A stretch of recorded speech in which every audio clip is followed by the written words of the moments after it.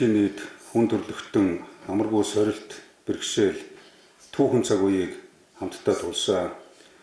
Энэ амаргүй цаг үед Монгол Улсын засгийн газар Монголын нийт ард түмэн ковидын цар тахлыг хохирол багтаа даван туулах, иргэн нэг бүрийн аймнаас эрүүл мэндийг авран хамгаалахад цаг минут хамтдаа байж үнэтэй зөвлөм зөвлөгөө бүх төрлийн дэмжлэг тусцаагаар хангаж ажиллаж байсан Дэлхийн эрүүл мэндийн байгууллагын ерөнхий захирал, за мөн одоо нийт удирдлагууд, суурин төлөөлөгчид та бүхэнд засгийн газрын нэрийн өмнөөс болон хувьяас чин сэтгэлийн талархлаа илэрхийлье.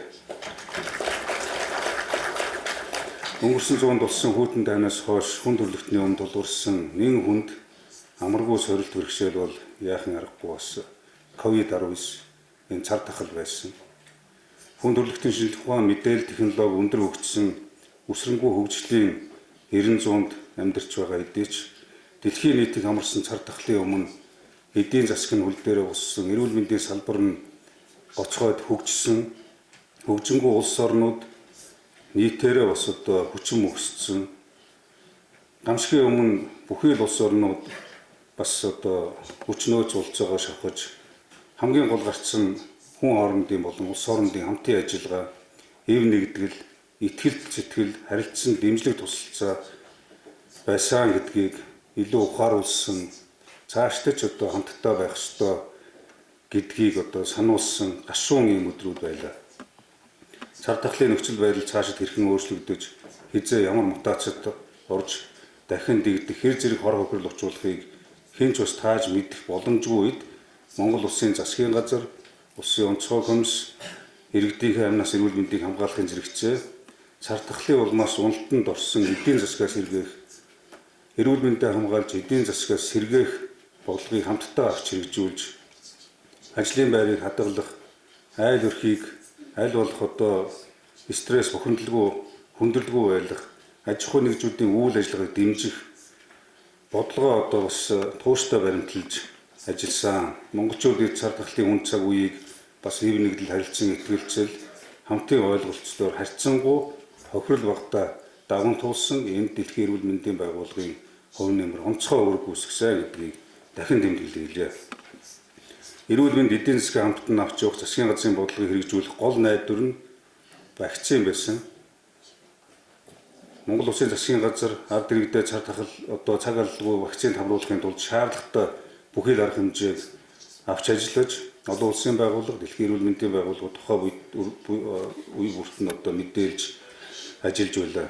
Монгол Улсын засгийн газар гадаад харилцааны шугамар болон олон улсын байгууллага, хандивлагч улс орнуудын дэмжлэг оролцоотойгоор 4 төрлийн вакциныг авч одоо нийлүүлж хэрэгэл одоо хүн амын вакцинд хамруулсан маш олон төрлийн эм тариа, шаардлагатай одоо тоног төхөөрөмжүүдийг Дэлхийн эрүүл мэндийн байгууллагын дэмжлэг тусалцаагаагаар COVAX хөтөлбөрийн хүрээнд оруулж ирж хэрэгжилж байсныг та бүхэн мэдж байгаа. 21 оны 2 дугаар сарын 23-ны өдрөөс эхлэн хүн амаа вакцинжуулж эхэлсэн, богино хугацаанд вакцинжуулсан, амжилттай хэрэгжүүлсэн, зорилт бүлгийн 80 гаруй хувийг вакцинжуулж эдийн одоо эрсдлийн үнэлгээ дүгнэлтэд тулгуурсан хариу арга хэмжээг төлөвлөлөө хэрэгжүүлж байсан. Манай эрдэмтэн судлаачдын тооцоо судалгаа наривчилж гаргасан одоо төлөвлөгөөнүүд бол бидэнд онцгой одоо бас дэмжлэг тусалцаа болсон. Хязгаарлалтын дэглэмээр эрт цуцалсан бусад улс орнтой харьцуулахад шуурхай үйл ажиллагаа одоо байсныг олон улсын зарим шинжээ шийдэх ухаанд бас онцолж Дэлхийн эрүүл мэндийн байгууллагч онцолж байсныг бид одоо санаж байгаа. Мэргэжлийн байгууллага эрдэмтэн судлаачдын гаргасан тооцоол хэрвээ вакцинжуулалтыг эрт эхлүүлээгүй бол түрүү эрүүл мэндийн сайдын дурдсанаар хамгийн багадаа бид одоо 20 за дээшлээд одоо 40 гаруй мянган иргэдийнхээ амь насыг алдсан ийм одоо харамсалтай тоо баримттай тулгарх байлаа. Манай улсын нийт 27 гаруй мянга гаруй одоо эмнэлгийн ор байдаг та бүхэн мэдж байгаа. Олон салбарын хамтын ажиллагааны үр дүнд ковидын тусламж үйлчилгээ үзүүлэхээр өдөртөө бид 21 мянга, 22 мянга, зарим тохиолдолд 23 мянган орыг хүртэл дэлгэж ирсэн ийм өдрүүд бий. За энэ бол одоо эмнэлгийн орчинд 48.5%-ийг одоо орд хэлгэж эмчилж ирсэн. Хувийн хвшлийн эмнэлэг барилга байгууламжуудыг ашиглаж тулгуурлаж одоо 8,000 гаруй орыг дэлгэж ирсэн ийм өдөр үзэж. Тухайн үедээ нийт өвчлөлийн 42% эмнэлэг төвтүүл эмчилүүлж байсан.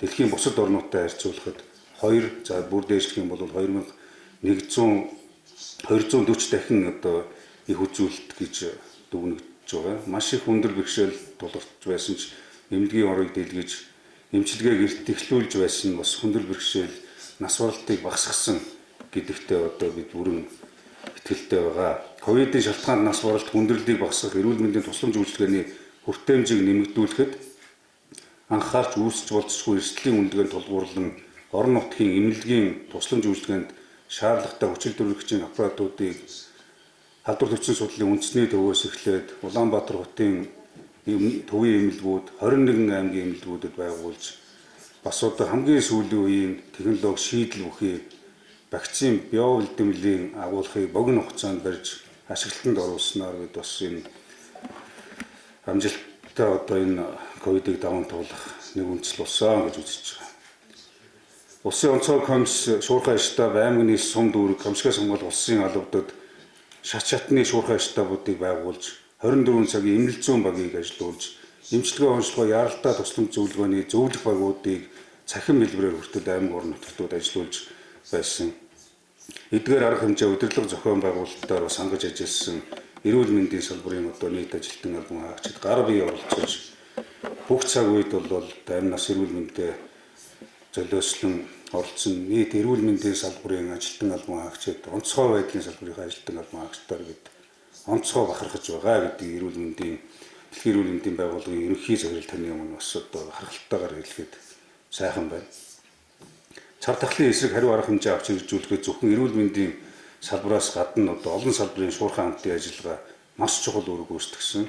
Монгол улсад энэхүү тогтолцоог эрхжүүлэхэд дэлхийн эрүүл мэндийн байгууллага үнэтэй хувь нэмэр оруулсан. Тухайлбал ковидын эсрэг хариу арга хэмжээний бэлэн байдлыг анхаад дэлхийн эрүүл мэндийн байгууллага нь Монгол улсын засгийн газар, эрүүл мэндийн яам, за бусад салбар хоорондын одоо уялдааг хангах, бусад байгууллагатай хамтран ажиллаж мэрэгжил арга зүйн өдөр хэмжээр хангах, халдварын сэргийлт хяналтыг бэхжүүлэх, нэн шаардлагатай лабораторийн болон эмнэлгийн хэрэгслийг ханган нийлүүлэх, тандалт судалгаа, эрсдлийн үнэлгээ, загварчлал, төлөвлөлт хийх, эрсдлийн үеийн харилцаа холбоо, олон нийтийг хамруулсан мэдээллийг хийх, техникийн болон санхүүгийн дэмжлэгийг үзүүлэх, одоо бусад бүх арга хэмжээг одоо хэвээ явуулахад дэмжлэг үзүүлж ирснийг бас дурдъя. Дэлхийн нийтийг хамарсан цар тахлын дэглэлтийн үед Монгол улсыг одоо бас байж болох бүх дэмжлэг тусцаагаар хангаж ирсэн. Дэлхийн эрүүл мэндийн байгууллага, за тэр дотор Номхон далайн баруун бүсийн төв, Монгол дахь суурин төлөөлөгчийн газарт дахин талархлаа илэрхийлье. Бид цар тахлын ард гарч нийгмийн амьдрал хэвийн горимж шилжсэн ч гэсэн энэхүү аюулт өвчин цар тахлын одоо бас голомт бүрэн арилаагүй байна. Түүний сөрөг нөлөө одоо хүртэл үргэлжилж байна. Хүний эрүүл мэнд, ковидын дараах элдв янзын одоо хам шинжүүд, нөхцөл байдлууд, улс орны эдийн засаг, айл гэрийн амьдрал ахуй, хүмүүсийн одоо бас ирээдүйн холбоотой олон хүндрэлүүд өнөөдөр ч гэсэн үргэлжилж байгаа. 3 жил гаруй үргэлжлэхдээ дэлхийд даяар энэ айхтар цар тахал бол 7 сая гаруй хүний амь насыг авч утсан. Хүн төрөлхтөн том сорилт сургамж үлдээлээ гэдгийг одоо хаана улам ухамсарлж, ойлгож, санаж дараагийн эрсдэлд бэлэн байдал бэлтгэлээ хангаж явах нь одоо Монгол улс төдийгүй дэлхийн нийтийн нийт хүн төрөлхтөн улс орнуудын нэн тэргүүний зорилт чухал одоо ажиллаа гэдгийг бүгдээрээ мэдж байгаа. Дэлхийн нийт гамшигын эрсдлийг дан ганц салбарт нөлөөлөх байдлаар авч үздэг байсан бол одоо хавсарсан нийлмэл одоо ийм эрсдлүүд гэж авч үздэг болсон байна. Тухайлбал альва гамшигын эрсдлийг улс орны эдийн засаг, нийгэм, аж үйлдвэр, худалдаа, байгаль орчин, хүн амын эрүүл мэнд, соёл боловсрол, амжиргаа зэрэг бүхий салбарт нөлөөлөх байдлаар нь авч үзэж эрсдлийг бууруулах арга хэмжээг цогцоор нь бүх шатанд наривчлан төлөвлөж даван туулах одоо стратеги байнга шинжилж байх ёстой гэдгийг бид маш сайн одоо ойлгож байна. Иймд бид тайвширч өнгөрснөө мартах бус алдаа оноогоо дүгнэн хэлцэж болцсохгүй гамшигын эрсдлээс урьдчилан сэргийлэх бүхий л нөөц болцоогоо дайчилж бэлэн байдлыг хангах, эрүүл мэнд, нийгэм, эдийн засагт үзүүлэх сөрөг нөлөөллийг бууруулах чиглэлэн ажиллах шаардлага өнөөдөр ч бас байна. За гамшигын одоо эдгээр одоо эрсдлүүдийг дурдах юм бол нэгдүгээр гамшигын эрсдэл үүсгэхэд нөлөөлж буй хүчин зүйлсийг илрүүлж цаг алдгүй үнэлгээ хийх, түүнээс урьдчилан сэргийлэх, улмаар экосистемийн дөрөйтөл халдвар цар тахал зэрэг нийгмийн хүчин зүйлсийг шийдвэрлэх чиглэлээр судалгаа эрдэм шинжилгээний ажлуудаа эрчимжүүлэх шаардлагатай байна. Энэ чиглэлийн эрдэм шинжилгээний салбарт оруулах хөрөнгө оруулалтын нэмэгдүүлэх шаардлагатай, боловсон хүчнүүдэд сургах шаардлагатай байна. Та бүхэн санаж байгаа бид энэ ковидын цаг үед Япон улсад хүртэл одоо энэ лабораторийн чиглэлийн мэргэжилтнүүд лаборантуудаа сургаж, дадлагжуулж, тоног төхөөрөмжөө одоо хүртэл суйрлуулах, шинэ төрлийн одоо вирус шинжилгээ, мутацийн шинжилгээ хийхэд хүртэл бас одоо шаардлагатай арга хэмжээг авч ажиллаж байсан. Тэгвэл одоо болцлоо гэж тайвширч болохгүй эдгээр асуудлуудаа бол анхаарах шаардлага байна гэдгийг хаана онцгой анхаарч байгаа. Гамшигын мэдээллийн сан бүрдүүлэх асуудал бол нэм чухал. Өгөгдлийн сан ашиглалтыг сайжруулах, мэдээ одоо өгөгдөл боловсруулалтыг мэргэжлийн өндөр түвшинд техник технологийн одоо дэвшлиг ашиглаж сайжруулах шаардлага бий. Альва гамшиг ослын үед төсвөртэй олон талт дэд үтсийг хөгжүүлэх чиглэсэн хөрөнгө оруулалтыг хийх Монгол Улсын засгийн газар онцгой анхаарч байгаа.